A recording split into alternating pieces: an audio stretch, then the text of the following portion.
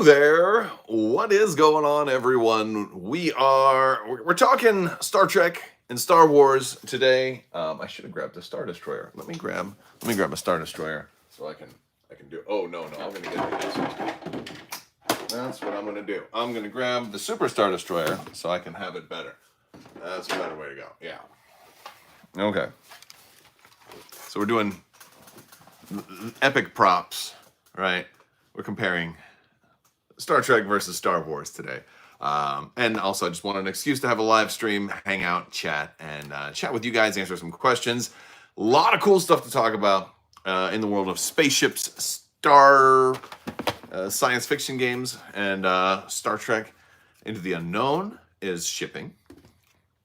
If you've got a pre-order in, those have been shipping lately, so that's really good news. That's like the number one question people ask me. When is Star Trek Into the Unknown hitting store shelves? When is it shipping? Well, the answer to that's complicated. There's pre-orders are shipping if you pre-order through their website, but it's not all happening right now. So if you're planning on picking it up from a store, you may have to wait a little bit longer. I think they're aiming for December, so like another week or two. But I've heard that some stores say they might not get theirs until Q1 2025, January and February. I've heard both there as well. So stores are going to depend slightly differently. I think with WizKids, the quickest way to get stuff is to pre-order for them directly. From what I understand, they are a little bit more, they treat their pre-orders from their website with a higher priority than Asmodee would do. Asmodee would always ship pre-orders after the street date, or they would ship them on the street date, so you wouldn't get them until a day or two after. And so they kind of gave stores the priority and their distributors the priority. And I think WizKids, it's a little bit the other way around, where I think they're treating them more equally, and that kind of means that pre-orders from the web store seem to go first. I have not been like into WizKids' mind as for as long or so, but that's what it looks like so far. So if that's something that you guys are interested in doing, and if you're interested in Dungeons and Dragons Onslaught or Star Trek Into the Unknown or any of that, or this new Captain's Chair, I think that's coming out also, any of that stuff from WizKids, I think that's one of the things that you're going to want to do. Is you're going to want to definitely make sure you're pre-ordering on the website when you can. If it's something that you have to have right away. Otherwise, definitely support your FLGS, and if you're planning on getting multiples of anything, then maybe split it up. If you need to get one right away and then want to pick the rest of them up in store or something like that. That's definitely how I think I'm going to be looking at doing it. But it is pretty cool, though, because Star Trek Into the Unknown has the new spaceship game coming out, and there is no Star Wars spaceship game. So if we're comparing Star Trek versus Star Wars, I've got to go ahead and start off with Star Trek 1, Star Wars 0, and that deals with spaceship games that are currently in production. Star Wars Armada is still, the best ever. What's going on there? Skull Gremlin, he says, which is better in what way? Comparing Trek to Star Wars is like yeah, of course. It is in every way we want to. The beauty of it is, personally, I love them both. So it doesn't matter to me how you compare them in any way that you want to compare them. You can have different categories. You can have, who has the better movies, who has the better movies now versus who had the better movies in the 80s. I think you give Star Wars that one, movies in the 80s, that's kind of all Star Wars was. Star Trek very feels more mature. What's going on? Yeah, I can see that. Star Trek does, to me, it was always that Star Wars was more like magic science fiction. We got a vote for Star Wars. And Star Trek was more science-based science fiction. So science fiction versus science fantasy, if you prefer. And I think that's a pretty good analogy. But then again, that's not the only way we need to compare them. We can compare them who has the better space battles. We can compare them who has the better games, who has the better books, who has the better TV shows. Maybe who has the better TV shows now versus who had the better TV shows back then. We can talk about who has the better, the best episodes, some of your best moments, which has some of the best moral dilemmas, which has some of the best action. I think there's all sorts of good ways to compare them. As far as space stations, of course, Star Trek is going to win. As far as series, I think Star Trek is going to win too. Now, for me personally, Deep Space Nine is my favorite Star Trek. It is one of my favorite science fiction series of all time. Granted, I totally acknowledge that it would not be what it is without Babylon 5. I wish I could just make this thing like spin, like slowly, like probably like this. Ba ba ba ba. Ba ba ba ba. You know, and without having to hold it. I need to get like hang it by a string and then just give it a gentle little doosh, you know, and do that. And then have the Enterprise dock with it like right there. Although it's a little, it's not quite big enough. Not quite big enough. I did some painting. So if you, let me know, is anybody watching here, if you have pre-ordered Star Trek Into the Unknown or if you've seen my unboxings, I repainted this, and there's a video that's going to be going live next week. I kind of, the dish was a little too red, and so I don't know if it's going to show up too well on there, but there's a video on that, so you can check that out. Yeah. Clear fish line and hook it from the ceiling. Yeah, I could totally do that. But the only problem I have with that is that I'd probably end up bumping into it. So it's like, it's something that I'd like to have done. I just need to like to be able to create anti-gravity fields whenever I want, so I can just be like, okay, and then just go. Just need to be able to, you know, be omnipotent at times. You know, that would be kind of cool. Speaking of omnipotence, who has the better gods, right? You know, Star Trek or Star Wars? It's that's an interesting one. I think Star Trek has the more interesting. Star Wars doesn't really have too many. They have like the Legend of the Wills, and they have the Force, but and the Force is I don't know, man. The Force is pretty. No, maybe Star Wars wins on the mythology or the mysticism. Warhammer has better gods. Oh wow, nice one. Yeah, that's fair.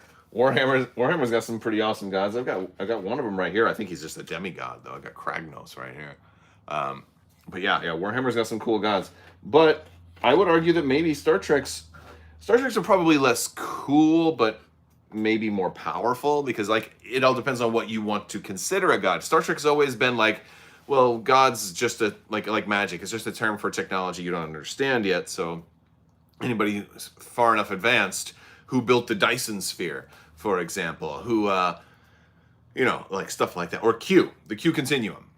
Yeah, exactly. Right. Would Q be a god? Yeah, I would consider him to be on a god level. I think he works as a god. The Q continuum works as a race of gods. They certainly fill that role, the storytelling role, even though they're more or less outlined to be, a sentient race that just happens to kind of be, evolved eons beyond humanity and stuff like that. But Star Wars has the Force. And I would argue that Q is stronger than the Force, but I wonder what would happen like if you did Q versus Yoda. Because obviously Stan Lee kind of said it best when you said like who would win, like the Thing versus Hulk or this versus that. And the answer is simply like, well, whoever the writers want to win. Whatever suits the story that you're trying to tell better, that's who wins. And I don't have my lights on. Wait, or do I? Yeah, I do. Okay. All right. So whoever you want to win will win. That's just the way it goes. So that's that's an easy enough option. But let's talk about let's talk about ground battles. I think Star Wars wins it all over when it comes to like dudes on a map, dudes on the ground, action scenes. Star Trek doesn't really do action scenes. You had a couple noteworthy battles, but not too many ground battles that really get talked about. You have Klingons, who are really cool. Video games, Star Wars, hands down. Well, yeah. And that's a shame that that's the case, because Star Trek has had some very good games that had tremendous potential. Siege of AR-669. Yeah, you talking about the one where Nog got his leg blown off, right? That was a pretty notable ground battle. Or the Klingon attack on Deep Space Nine. There was granted, they didn't go into it too much, but there's not that many 558, not 668. Yeah. But yes, there's not that many ground battles in Star Trek that really get kind of highlighted or talked about. For the most part, it's the space battles, and Star Trek doesn't even have that many space battles. So yeah, Star Wars is going to win ground battles hands down. Battle of Hoth, Battle of Geonosis, and that's just from the films. Crate, which isn't even that great of a battle. Still, it just kind of puts the stuff we see on, as far as ground battles in Star Trek, to shame. Space battles is where it gets more interesting. If we go back, the best is Galactica. Too bad they didn't release models for Armada. Ooh, yeah. Galactica's absolutely deserves to be in the sci-fi discussion. It's harder to fit that one in with this, but I mean, we can always talk about Galactica. Galactica's cool. And Galactica is a little closer to Star Trek in terms of like it being a little bit more scientific and realistic, at least if we're talking about the reboot, the more recent Battlestar Galactica. So that definitely counts. But for space battles, I think Star Wars has a lot of great ones, and it's a tougher. For me, it's almost a tie because they each have high points, and I think. I don't know. I'm going to work it through, and I'm going to let you guys help be the judge. When you count grains of sand from orbit, yeah, Lord. Let me see. Large scale battles in Trek don't make sense. Yeah. Battles of Deep Space Nine, second battle of Shintaka. Yeah. So the Dominion War specifically has the lion's share of space battles that I want to include in, like, if we're comparing, that really matter.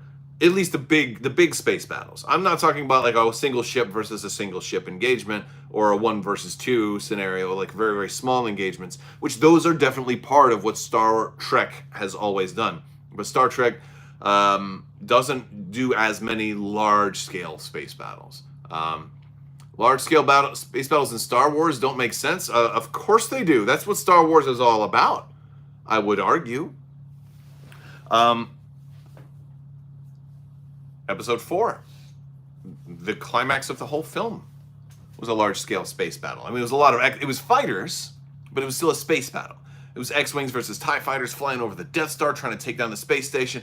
That was what it was all about. Fast forward to Return of the Jedi. I mean, it was the entire rebellion pooling all of their resources to have one shot of finally stopping the Empire. And so they actually put together all the capital ships they could find.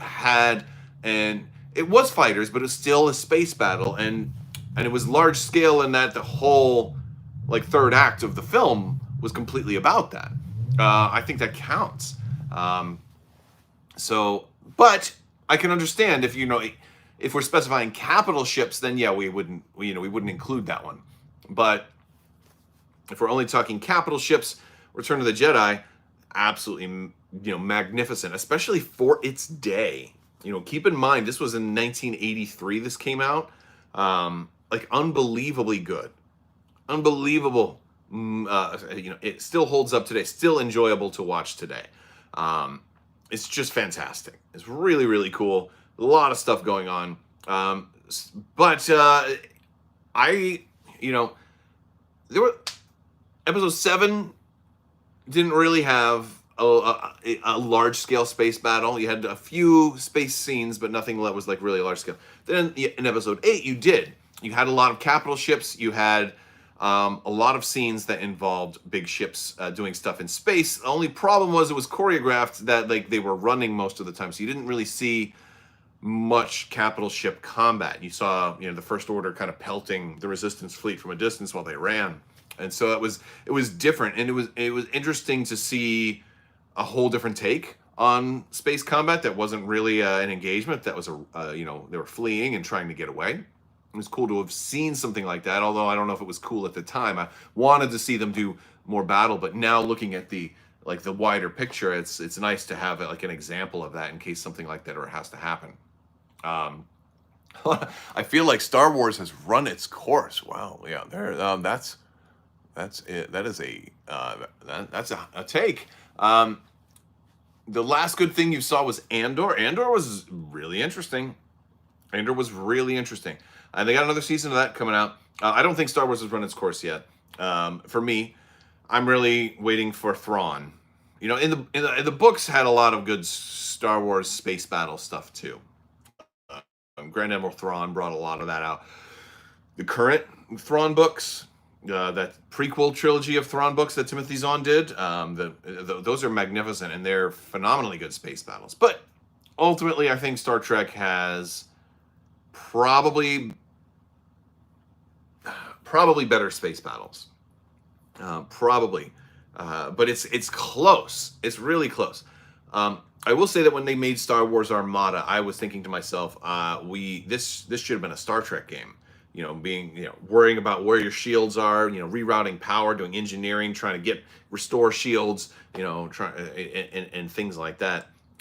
Felt a lot of tactical, having shield, arcs for weapons and stuff like that. I always thought that Armada worked really well as a Star Trek game. Fortunately, we have Into the Unknown, which it is a different rule set, but it should help to scratch that itch a little bit. Although it does a lot of different things. And I'm going to be doing a review of Into the Unknown where I talk a little bit more about like the general feel, the gameplay, the pros and cons, and things like that. So that is coming. Your Into the Unknown is on pre-order. If you've ordered it from their website, you may want to check your inbox because pre-orders have been shipping. People have been getting pre-order shipping notices. Some people have been getting their stuff already. So that's very exciting. So definitely check that out. You're going to enjoy it. I got a lot more Into the Unknown content that's going to be coming out. But yeah, no, I think the Dominion space battles were really cool. They showed a lot of very interesting things. The first time they show a Jem'Hadar fighter ram a Galaxy class in the Gamma Quadrant, it was amazing. And it was they had a lot more time.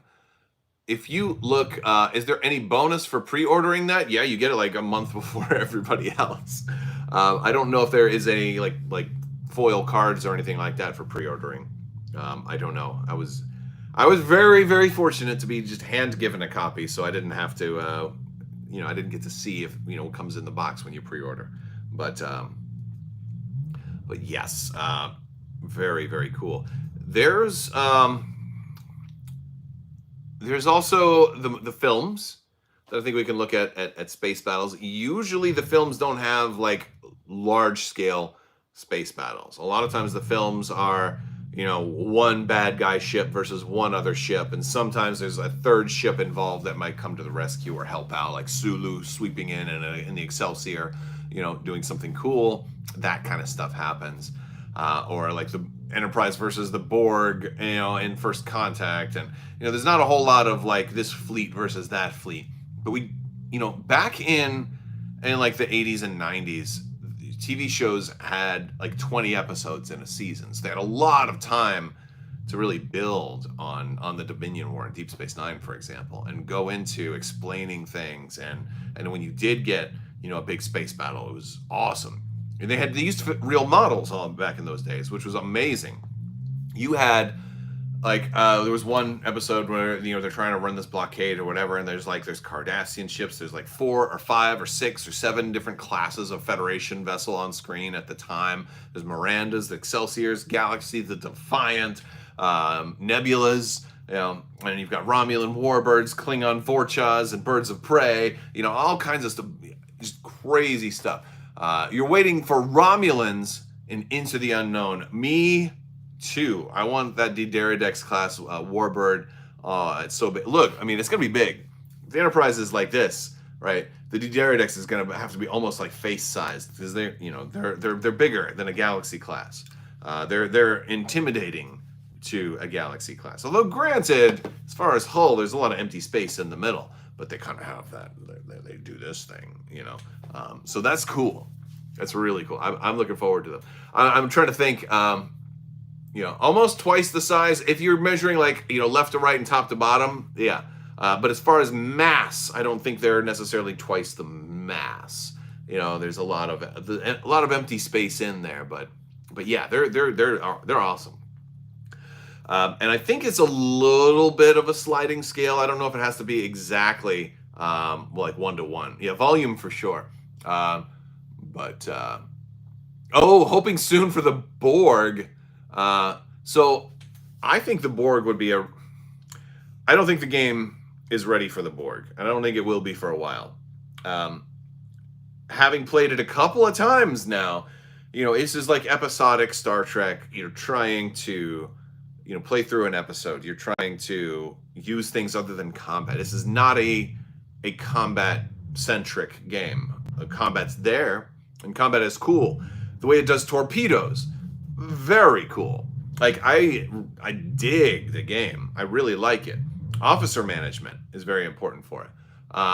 But Borg seemed to me like they'd be a very, very cool convention thing, like an Adepticon event. Like there's a big old Borg cube and there's a big table and like 8 players each bring a small fleet and everybody's trying to take down the Borg cube, something like that. Like that would be fun. Maybe 4 players, like a Wolf 359 scenario. I'd love to see that. Other big ships too, I think could work for that. But there's a lot of really cool things I'd like to see. The Scimitar from Nemesis, also massively big ship. Too big for this game, probably. Too big, probably. Who knows? But that'd be a really cool convention thing, something that we can't necessarily just do at home. That'd be a fun thing to participate in and to get to go do. So, and those could be fun homebrew projects too. Yeah. Star Trek Ascendancy had a good way to put the Borg into the game. That's right. Star Trek Ascendancy is actually coming back to GameFound in January, I think. Yeah, that one's coming back, and they're adding Gorn. I'm going to talk about that in the next when I do my awesome gaming news rather. AGN. Talking about good stuff. That's a cool thing to talk about. But DS9 all the way. DS9 was my favorite series. So as far as TV goes, Star Trek definitely wins. As far as weaponry go, Star Wars wins. Lightsabers, I'm sorry. Lightsabers are cooler than batleths. Batleths are cool, but lightsabers are cooler than any weapon that Star Trek has. Ascendancy was a cool game. The problem I had with Ascendancy was that it depended. You had to make sure you were playing with people who, you needed to make sure that you were playing with somebody who wanted to get the same thing out of the game that you did. Because you have a batleth that disagrees. Awesome. I really would love to see a crossover. Could you imagine a Star Trek versus Star Wars crossover? Like, it'd be awesome. Vulcan Jedi, a Klingon warrior versus a Sith, like what, or a Klingon Sith, batleth made out of lightsabers, something crazy, like all kinds of really cool, like fun things. Prime painting Legion. Oh yeah, well, for painting, for dudes on a map for gaming right now, it's been Star Wars for a long time. But with AMG at the helm, I feel like it's not going to be Star Wars for very long. I feel like they took over. They took these games from FFG and they've just driving them straight into the dirt. It's starting to feel like, I don't know. I hope I'm wrong. I hope Legion has a really good 2025. But with all the stuff they have coming out for it, but I don't know. Some of the things that they've said in live streams lately make me not really. FFG did make gaming better, and that's honestly one of the reasons I'm so happy that Into the Unknown has awesome miniatures, and the gameplay is really good so far too, because it's made by those same people that were behind X-Wing and Armada and even Legion and the whole. I mean, heck, even Star Wars Rebellion, which was Well, I'll talk a little bit more when I do my review. You need Mace Windu for Legion. Yeah, I'd love to paint that purple lightsaber. How many ships do you think you could have in a huge fleet battle in Into the Unknown 3+ player? Yes. So I don't know if I've done any video stuff on this yet, but there is the language in the game is written like target player, not like your opponent, right? So it's very much designed to, while the core set is self-contained, 1v1, like a two-player thing. If 3 players show up, you're going to be able to play 3 player at some point. I know that that's something that's possible. It might just be that they might need to release some missions that or scenarios that specifically cater to that, but it wouldn't be that hard to do it. There's mechanics that support 3 players right now, or 4 player, or however many you want to do. Although granted, you're going to run out of room at a certain point. Now, as far as how many ships, 3 is a good amount. Now, one of the things with the rules is you're only readying 3 officers each turn. So you only get 3 actions back each turn. And so that does become a little bit problematic if you were to add 10 ships. You'd have a lot that you couldn't do anything with. So I think what would have to happen is to go much more beyond 3. I think you could still do like 5. With the current setup, if you were just to agree with your opponent, like, hey, let's run 5 ships. Let's just see how it goes. I think you could get that. I think you could play that. I think it would be workable. Might be a little slow. You may run into some ships that kind of stale out a little bit because you can't get all your officers readied and stuff like that. But I think you could do it. But I think and it might drag the game on just a little bit more than is normal. So don't do that when you're learning the game, for sure. If you get really comfortable and you're playing games in like a half an hour or something like that, then definitely try it. But I mean, your first game can easily be over 2 hours because you're going to be looking up a lot of rules. You're going to be like asking questions, trying to read over cards. What does this do? What am I supposed to be doing here? Oh, okay. There's a lot of that. But I think I think Into the Unknown is also prime for a kind of like how Armada has Sector Fleet. Which is like a slightly alternate rule set. I would love to see something like Drop Fleet Commander for Into the Unknown, where for bigger games, that does say, okay, well, now instead of you have your 1 ship card for your Galaxy class, well, you can run 3 Galaxy classes in a group. They're all going to be controlled with this, so they're kind of going to take they'll take the same, like basically, kind of a play with your whole collection kind of thing, And I do think that that's something that they have in mind. It wasn't, obviously it's not something that it needs to be available right away when only the core set is coming out, because you don't have all those other ships even available yet. But I do think something like that is planned based on my conversations with them. I think they're aware that there's going to be people out there that want to field their entire collections. And they want to be able to have a way to do that. So they haven't, they're not. They're very open to your feedback on those things, and that was definitely one of my bits of feedback, because I need a way to be able to put like 10 ships on the table without needing a whole nother table for all the ship cards. So that's something that's on the drawing board as far as I know. So that's a cool thing. So we'll have to wait and see. Obviously, no promises or even estimated timeline on that. But you could always do something like that with the rules as they are now. So you don't really need anything like that right now. It just would be slower to do it. You could probably still make it work. Do the delays for this game worry you about future expansion? No. It's pre-orders are shipping now. So the delays are over. It wasn't really that much of a delay. It was set, October was the date, and their pre-orders were shipping in November. So they were only missed it by a month, which is, granted, initially it was supposed to be April. That was a significant change, going from April to end of the year. But they still made it end of the year. So that's pretty standard for most games and licensed products and things like that. I know that cloaking is one of those things that's going to be coming out in the. I think it was said that they're coming with the Klingons. because Klingons are definitely coming. So when Klingons come, I think we'll get cloaking. I think that might have been one of the delay reasons. And granted, first and foremost, I have no problem with somebody delaying a game, especially if that leads to something that's better. One of the things that I was told is cloaking was originally in the base game because you have the Defiant. But there's so many rules. There's a lot to absorb. And every time I play it, I'm only like adding like one new thing each time I play. There's a lot to absorb. Now, once I get it all absorbed, the games are going to go really fast. But I'm loving it. But if you add too much in the base game, it can feel overwhelming, and then you might just be like, you know what, forget it. This is too complicated. And I think they didn't want to do that. So it was a delay, just like, how can we make this product better?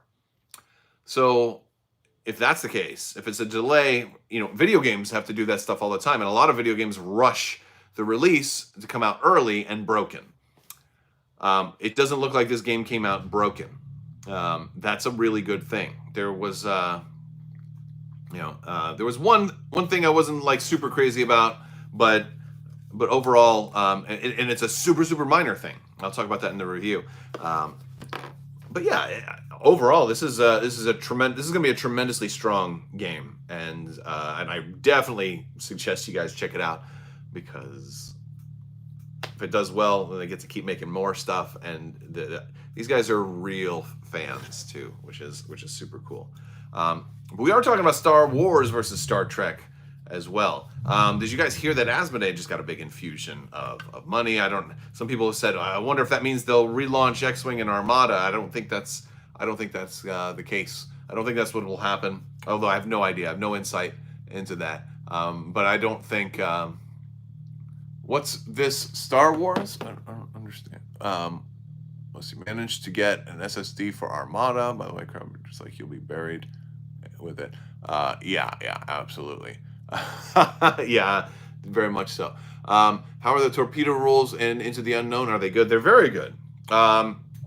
Basically, you launch a torpedo. It's a token that goes on the ground. If it gets within an inch of another ship, it'll blow up. Of an enemy ship. Although if it's close enough to, if you have friendly ships also within an inch of it, it can also hurt your own ships. You set a fuse, and it will continue to move for however many turns you set it for, up to 2. So it can and they'll fire they don't fire for the rest of the time, but the 2 is usually pretty good. It's enough for it to make it most of the way across the system. You may not always want to set it for a maximum fuse, because you may have some ships over there you may want it to expire before it hits your own ships. You can fire multiple torpedoes. They can, and they work for great area denial. Like, hey, I see this guy's coming in over this way. You know what? I'm gonna fire a torpedo that way. Also, you can do those things, which is super cool. So it's a very fun game. The torpedo stuff. And they don't move very much. Like you move the straight range ruler, they can move to the other side. That's it. They have very, very narrow turning ability. But if you have a sensor lock, they're hex shaped, right? So you're moving along this side. Well, then you have the option to move it along that side. So you can actually turn them towards a ship if that ship is if it's sensor locked. So like the sensor locks, like, it's one of those details where like everything makes sense, and it makes thematic sense. It's really cool. It's really fun. And also they do damage, but they do a lot more damage to hull. So it makes a lot more sense to fire your torpedoes once somebody's shields are down, which has always kind of been the case in other games. And they did it really, really well. It's an elegantly designed game. But does Star Trek have anything that beats the Super Star Destroyer? I don't know. That's a tough one. Something is massive. They do have some things that kind of... Oh, how about the Death Star versus a Dyson Sphere? Wouldn't that be cool? Death Star. Death Star versus a Dyson Sphere. That would be something. Have any of you guys ever read the Bobiverse? We are Legion, we are Bob. That's a fun one. That's Oh, it's always close by me. No, I did pull it out. I pulled out the Super Star Destroyer and Deep Space Nine for the video. It was a way to. It's like Sword and Shield. Like, oh my gosh, that is kind of like Sword and Shield. Like, this is the claw, and this is my whoosh, whoosh. I'm doing battle, and then I'll throw my Battlestar Galactica grenades at you. I don't know. Oh, all right. Let's see. I may have missed some questions. I'm sorry. There's a lot of stuff going on. Any word on OG Star Trek, Captain Kirk especially? Oh, I know that's on their list of things to do. I don't think that's currently coming out, though.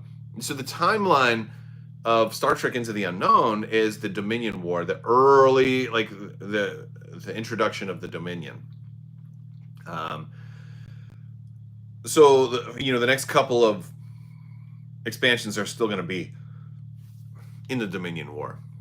But I know that they want to be able to deal with time travel and mirror universes, alternate universes, all kinds of stuff like that. So that's really cool. I wonder how Birds of Prey would work, seeing that they are stealth ships. Yeah, they're going to have cloaking at some point. Some ships can actually do things. There's something called a wake. A cloaked ship can have a wake. So there can be hints that you've moved if you're cloaked. So that's something that can happen, but I will have to wait and see the rules on it. Do you think we'll see Deep Space Nine and Into the Unknown? Oh, I do. I think so. Now, this is all speculation on my part. I think it's something that will come. I don't think it's something that will come soon, but I think it's something that will eventually come. I don't know in what format. Because it's based on Deep Space Nine, like the game is based on the show Deep Space Nine, it would be like, I don't think there's any way they get around not doing Deep Space Nine. I just don't know how they're going to do it. I don't know if they're going to reuse this model. I don't know if they're going to just do cardboard, because the game is a different scale than Attack Wing. So this would be a lot bigger, which might make it cost prohibitive to pick up if that was the case. Of course, there is also the chance that maybe they just do a 1/3 of this and you set it in the corner, and that's your Deep Space Nine. So it doesn't take up your entire, if it's bigger, it doesn't take up your entire playmat. It could just take up a corner, and then if you want to buy 3 of them and put the whole thing together, you could do that. That's what I would love to see. Something like that. And then if we put the whole thing together, that would also make a good convention kind of thing of the 3-part DS9. But it's got to be something that people could afford. So that would be fun. It would be super cool. So all right, I'm going to ask you guys some questions. Back to like Deep Space Nine versus Star Trek versus Star Wars. Let's talk about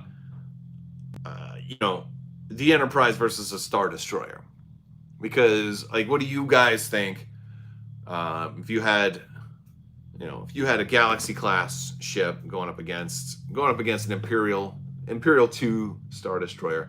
Who do you think would win? Is Vader on it? Yes, I'm going to say Vader's on it. Vader's flagship versus Picard on the Enterprise. They meet. Who's going to win? What do you guys think is going to happen in that case? Because I think it could go a lot of different ways. One of the things Vader force chokes, maybe, yeah, but how many people can he force choke? What can he do to Data? He can't force choke Data. Data's gonna be like, no, I don't need oxygen. I'm locking photon torpedo on their bridge. Doing something like that. Yeah. The existence of the WizKids DS9, it would work. It'd be close enough, you think? I think it could be close enough. I don't know if they're going to want to do that, though. I don't know. It definitely works as a great stand-in for photos, and I'm going to be taking some more here soon. But I've been loving doing photos on Instagram and stuff like that. The game is photogenic because it's beautiful. The clear bases, kind of work well with that too. So that's a cool part of the whole thing. The shields in Star Trek are way different than the Star Wars. Yes. And not and the phasers. Well, the phasers aren't all 360. No, they have phaser banks but sometimes they're front arc and sometimes they're like front half. There was an episode where a weaker ship was trying to attack the Enterprise using lasers, and then Riker is like, "Did he say lasers? Lasers wouldn't even get past our environmental shields." And so that kind of has a lot of people thinking, okay, so a phaser blast would instantly penetrate all of Star Wars' shields. So like Star Wars couldn't, Star Destroyer could fire all the turbo lasers they wanted, they wouldn't get past the shields or whatever. And I could see that, but I think that's being unnecessarily technical. I think the technology is different. Also, dealing with the fact that Star Wars was a long time ago and Star Trek is in the future, you could say that their technology may be a little superior. That's definitely something that you could say. But then again, you also have Star Destroyers have a lot more laser batteries than like Galaxy class ships do, right? You've got like dozens or even hundreds of firing, so they might be able to drain those shields over after concentrated fire. So that's something to think about. But there's also, I don't know if anybody has said it yet, but I think if you took the Enterprise versus the Star Destroyer, I said who would win. I didn't say who would destroy the other. They could both win. But if if they opened up a channel and they started talking, there might be a diplomatic solution. Picard might be able to work them into he might be able to convince them that it's in their best interest not to open fire, and maybe they both live to fight another day. So that's my take. That's my take, because it's not just straight battle. Detach the saucer section and get behind the SSD. Yeah. But yes, that's a good point, is that, a Star Destroyer is a warship. Galaxy class is not a warship. This is an exploration vessel. It's armed. It is not defenseless. But it's an exploration ship. That's a good point. It would be interesting to see what happened if the Star Destroyer launched fighters. Though the Star Destroyer does have a very exposed bridge. That's an important point. I don't know what would happen if a photon torpedo volley, full spread, all aimed at the bridge, all happened at the same time. I think you might be able to do immeasurable damage to the Star Destroyer by doing something like that. But I wonder what would happen if the Star Destroyer launched fighters. Star Trek is used to dealing with single ships, large capital combat. Smaller maneuverable ships might be able to kind of do an attack run, so to speak. Granted, with combined turbo laser fire, it might be able to disrupt the shields enough for those fighters to get inside the shield bubble. There's a lot of really interesting things, and I'd love to see, a really nice production kind of showcasing that. It'd be cool to see a whole series on it. I wish there's a big part of me is I wonder what would happen if Disney bought Star Trek. I wonder how that would really work if they had both IPs and then could do something together. I don't know if they would want to mix them, but it might make for a good what if series. What if Star Trek versus Star Wars happened? So many really cool payoffs that you could do.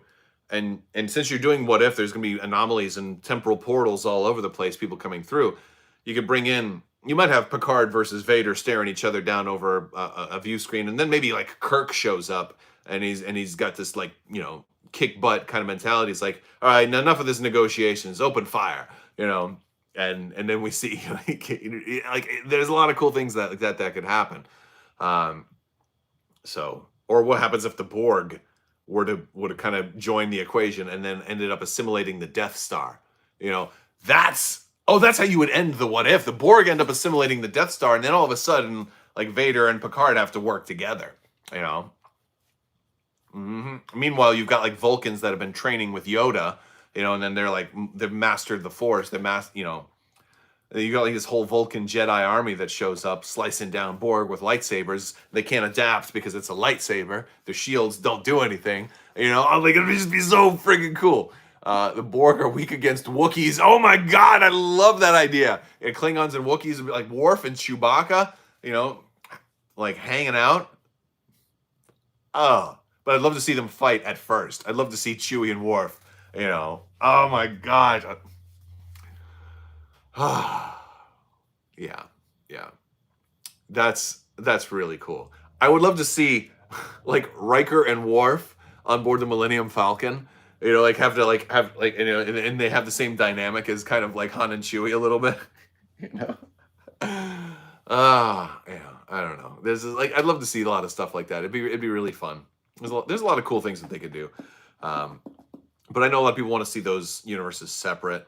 And I don't think Disney is really in a big rush to like mix their franchises because, or necessarily to reboot or to do stuff with everything that they've bought. Like they bought Fox, right? And they've had the rights to Firefly for like a couple years now. Where's my Firefly reboot, Disney? Where's my Firefly Star Wars crossover? Or, you know, Deadpool could make all this happen. All he's got to do is open one of those portals, go steal one of the Infinity Stones, get the Reality Stone, you know, snap his fingers and be like, all right, we're doing this. You know, come on, Deadpool. Give us some crossover. Bring back Firefly, Deadpool. That's what we need, man. That would be awesome. So, you know, if we're talking crazy crossovers and wish lists and stuff, that's what I'd like to see. But that's some of my thoughts. All right, guys. Well, that's going to do it. Stay tuned. We got more videos coming up next week. We're going to be looking deeper into doing some more stuff with Star Trek Into the Unknown. And, of course, with our other Star Wars games. Predators versus Ewoks. I love it. I absolutely love it. And I would be rooting for the Predator the entire time. The entire time. That's gorgeous. Trandoshans versus Predators. That would be a cool one, too. It'd be very, very cool. That really has the makings of an entire What If series. There's so many episodes you could do. Firefly, for sure. Aliens versus Borg. Who is the better one at adapting? The Borg. Imagine a Borg alien or a Borg xenomorph. That would be a tough one. Because the first attempts at assimilation would fail because of the acid in their blood would dissolve the circuitry and the probes. And so then they'd have to create new like nanobots that were immune to the stuff. Oh man. That would be really cool. That would be cool. There's so many things. Like there just needs to be an entire What If and like episode 3, you know, Predators land on Andor, you know, Wookiee or Klingons versus Ewoks. You know. My goodness, that's a really cool idea. Or Morgan Elsbeth makes her big thing but she goes the wrong way when she lands at Voyager, and then Janeway has to go back and like negotiate with Thrawn. You know, I want to see more Thrawn stuff though. That changes everything, right? You know. All right, guys, that's going to wrap up this live stream today. Thanks for hanging out with me today. Thank you for all of your questions. Sorry if I didn't get to all of them. I'll try and get to more next time. Yeah, that is going to do it. I want to thank you guys for watching. May the Force be with you. Live long and prosper. Be excellent to each other. Party on, dudes. So say we all. The spice must flow. Why don't you 3D print your own tabletop terrain? I will answer that with a very simple answer. You hope to see more Cyberpunk? Me too. I love Cyberpunk. We do have more Cyberpunk stuff coming. We got some cool stuff. I just have to wait for it to get made and to get shipped. But Monster Fight Club has a lot more Cyberpunk stuff coming, and I can't wait. Super excited stuff. But I don't have a 3D printer. That's why I don't 3D print my own stuff. Edge runners? Yeah, that's cool. All right, I'll see you guys later.